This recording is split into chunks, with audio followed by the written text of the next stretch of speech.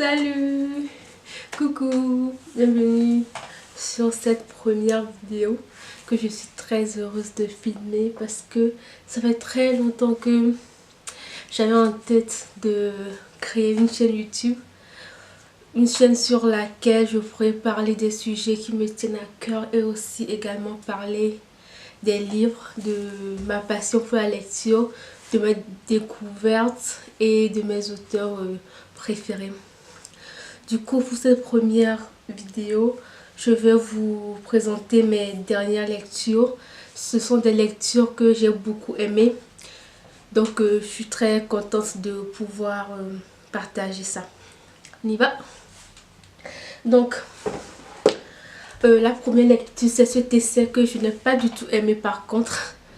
J'ai aimé la plupart de mes lectures, mais ça, j'ai pas du tout aimé. J'ai détesté même. Ça m'a énervé. Donc il s'agit d'un essai, l'essai qui est écrit par Ndiaye Fatou Kane, qui est une autrice sénégalaise. L'essai s'intitule « Vous avez dit féministe ».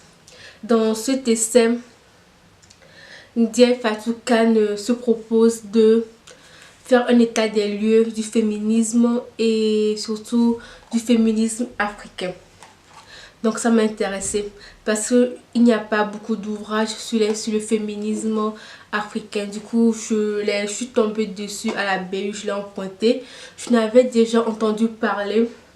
J'avais vu ça sur je ne sais plus quel site de vente de livres.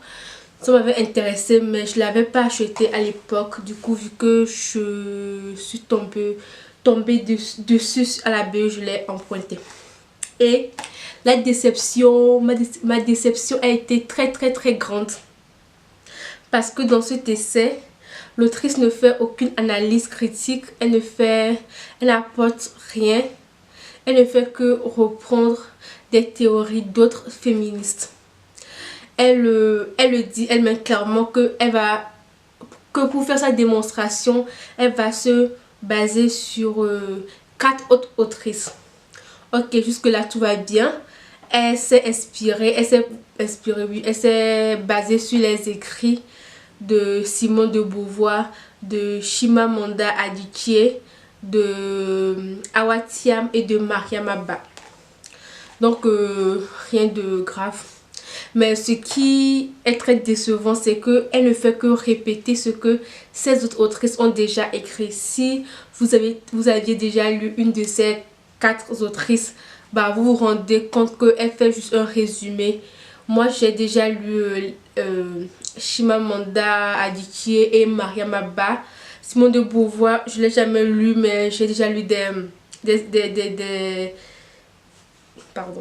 j'ai déjà lu des extraits, des études qui ont été faites sur le deuxième sexe. Mais je n'avais jamais lu tous les 2 tomes en entier. Du coup, bah, en ayant lu déjà ça, je me rends compte qu'elle ne fait que des résumés en fait. Et elle ne fait aucune critique. Elle ose même dire que Simone de Beauvoir va trop loin quand elle parle de mariage. Et ce qui m'a surtout énervé en lisant ça, c'est qu'à un moment du prétendu essai, elle fait intervenir un sociologue.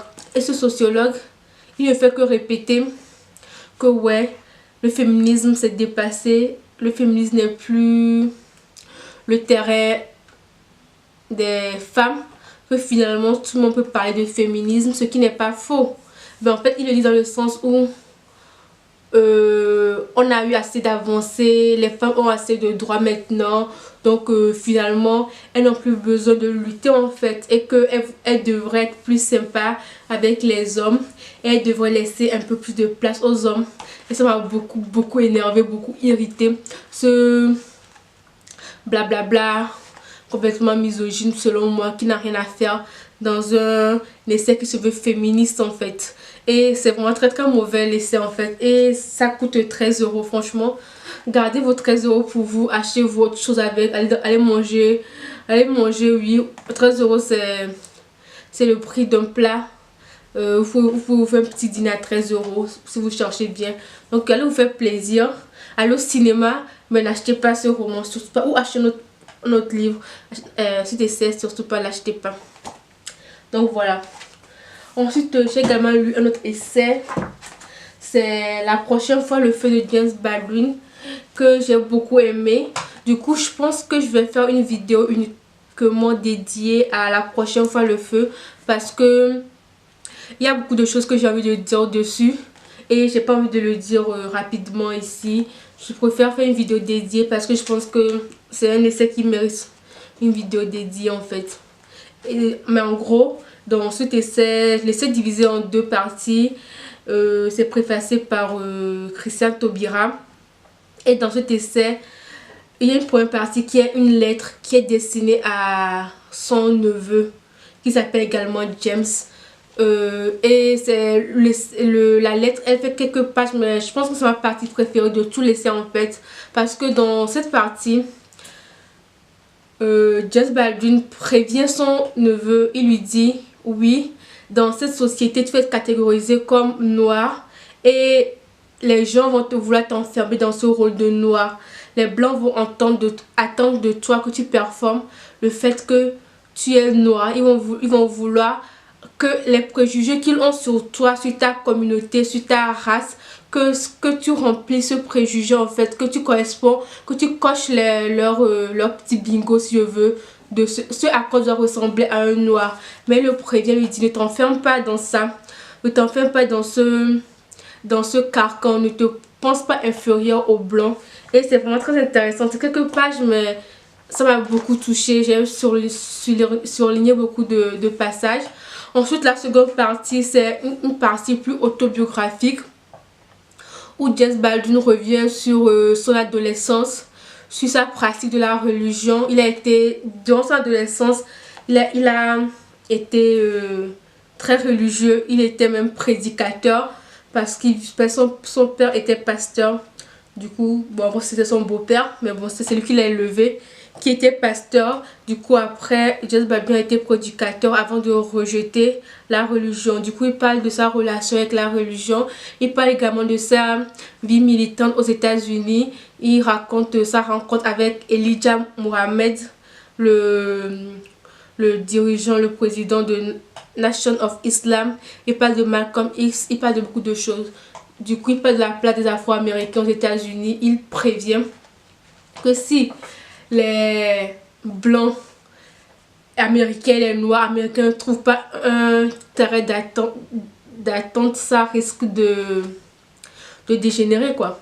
Et je pense qu'il y a des passages où on peut faire une comparaison avec la France ou transposer ça un peu au cas français. Donc je pense faire une vidéo dessus pour parler de ça aussi, de parler de l'identité noire et de la manière dont les blancs peuvent nous percevoir en tant que personnes noires. Mais aussi je pense que ça peut s'appliquer également à toute personne racisée en fait. Donc voilà pour ça. Ensuite je vais vous parler des romans que j'ai lus. Je vais commencer par ce roman-ci que je n'ai pas malheureusement pas terminé. Il s'agit de La honte de Annie Ernaux, que je l'ai pas terminé parce que j'ai pas trop accroché avec l'écriture de l'autrice. Ça me rend vraiment très triste parce que j'ai entendu parler de Annie Ernaux sur Twitter. Du coup j'avais très envie de lire cette autrice qui était présentée comme une autrice à avoir lu. Du coup je n'ai pas du tout accroché en fait. Mais pour résumer, dans ce roman, Annie, qui est autobiographique, je ne sais pas si je l'ai déjà dit ou pas, Annie Ernaux nous raconte son enfance dans un village français. Elle commence par une scène de violence où son papa bat sa maman. C'est une scène qui l'a beaucoup marquée en tant que petite fille. Mais après cet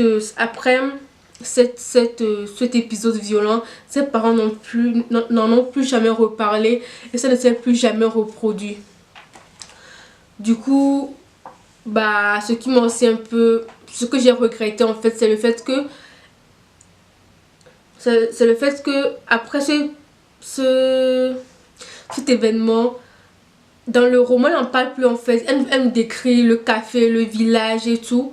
Mais après, on n'entend plus parler. Peut-être qu'elle en parle plus tard dans le roman, vu que je ne l'ai pas terminé, je ne saurais vous dire. Mais voilà. Après, je pense qu'elle avait une démarche un peu sociologique pour parler de la France rurale. Je crois que c'était ça sa démarche. Mais malheureusement, j'ai pas accroché. Après, je pense que j'ai quand même essayé de le relire. Peut-être que si je suis dans de meilleures dispositions, je vais mieux apprécier. Ou essayer tout simplement de lire un autre roman de Annie Ernaux. Je vous dirai ça. Du coup là, je vais vous parler des romans que j'ai aimés. J'ai beaucoup aimé ce roman de Tendai Uchu qui s'intitule Le meilleur coiffeur d'Harare. Tendai Uchu, c'est un auteur zimbabwéen. C'est la première fois que je le lisais. C'est un roman dont j'ai entendu parler il y a déjà, je pense, 1-2 années, qui me faisait de l'œil. Mais je ne l'avais pas acheté parce qu'il était en grand format, il coûtait un peu plus cher. Du coup, quand ce format est sorti en poche, quand il est sorti en poche, bah, je me suis procuré directement. Et j'ai vraiment beaucoup aimé, je ne regrette pas mon achat. J'étais même un peu triste de ne pas l'avoir acheté un peu plus tôt en fait. Du coup, dans ce roman, l'auteur nous fait le récit d'une jeune femme zimbabwéenne qui s'appelle Vembai. C'est une mère célibataire, elle est la meilleure coiffeuse de son salon jusqu'à l'arrivée d'un autre coiffeur, Doumi, qui va lui raviser sa place. Du coup, entre les deux jeunes personnes, il y aura une rivalité, surtout venant de Vembai. Après, cette rivalité va se transformer en amitié et après à une sorte d'histoire d'amour qui n'est pas vraiment une histoire d'amour, mais je ne sais pas comment l'expliquer. C'est comme un quiproquo, mais pas vraiment un quiproquo. Je pense que je vous laisserai découvrir si vous voulez acheter le roman. Du coup, ce qui est intéressant dans ce roman, c'est que l'auteur fait une très bonne critique de la société africaine. Même si le roman se déroule à Harare, je pense que c'est une situation qu'on peut... Pas une situation forcément, mais pas la situation de Vembai et Doumi, mais la situation d'Harare du Zimbabwe qu'on peut transposer sur d'autres pays africains. Quand il parle de l'homophobie, de l'omniprésence de l'église, quand il parle du chômage très élevé chez les jeunes, quand il parle de pénurie alimentaire.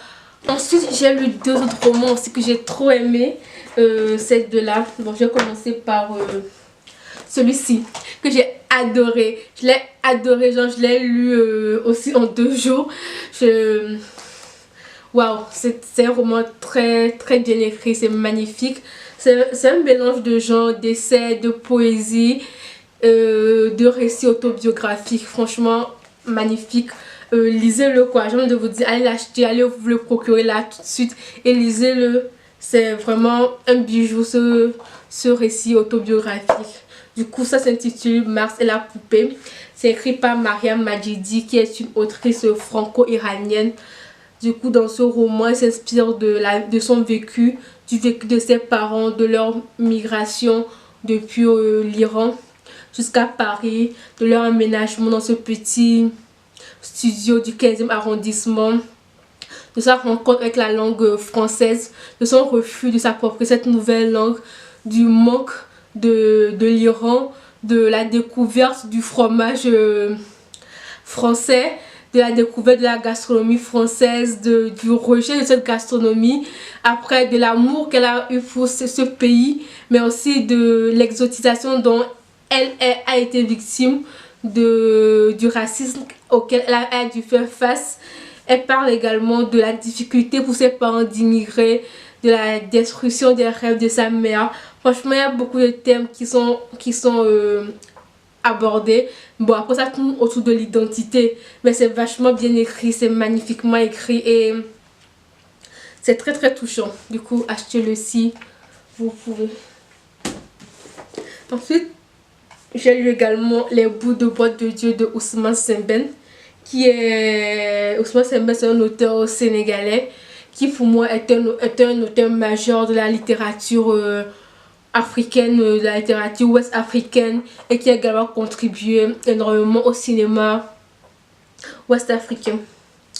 C'est un roman qui est basé sur de faits réels, sur la grève des cheminots de la ligne Niger-Dakar en 1947.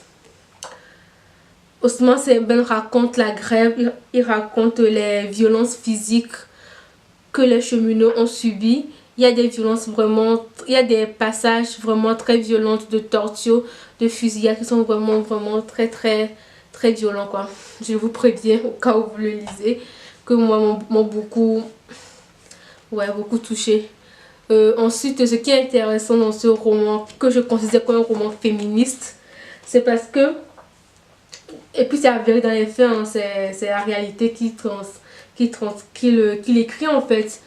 Dans les faits, une fois la grève commencée, les cheminots se retrouvent en fait sans salaire et du coup ils perdent un peu leur rôle de chef de famille. Ce rôle revient donc aux femmes parce que c'est elles qui finalement vont réussir à rapporter à manger à la maison. C'est elles qui vont cultiver de petits parcelles de terre.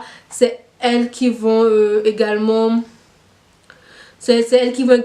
marcher des kilomètres pour aller chercher à manger. Du coup, à force de s'impliquer dans la grève, de soutenir leur mari, elles vont finir par avoir du respect en fait de ces hommes qui vont finalement les intégrer dans leur démarche, dans leur meeting, qui vont leur donner la parole. Et selon moi, le plus beau moment du roman, c'est quand les femmes vont faire une longue marche de plusieurs jours de Thiès à Dakar. Il y a des figures féminines vraiment très marquantes dans le roman.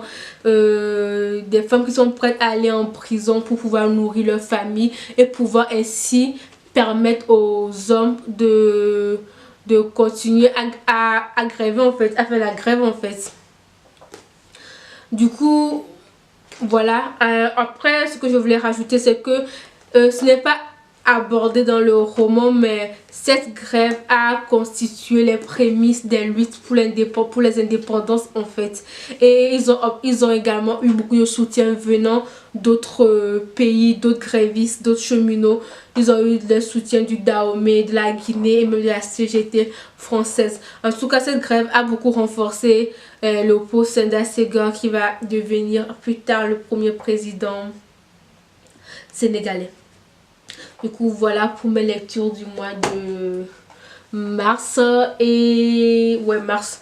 Donc, merci pour ceux qui ont eu le courage de rester jusque là de la vidéo. C'était un peu brouillon. Donc, voilà. Je pense que ça va s'améliorer avec le temps. Merci d'avoir regardé. Et puis, bah, je sais pas, bonne soirée, bonne journée. Voilà.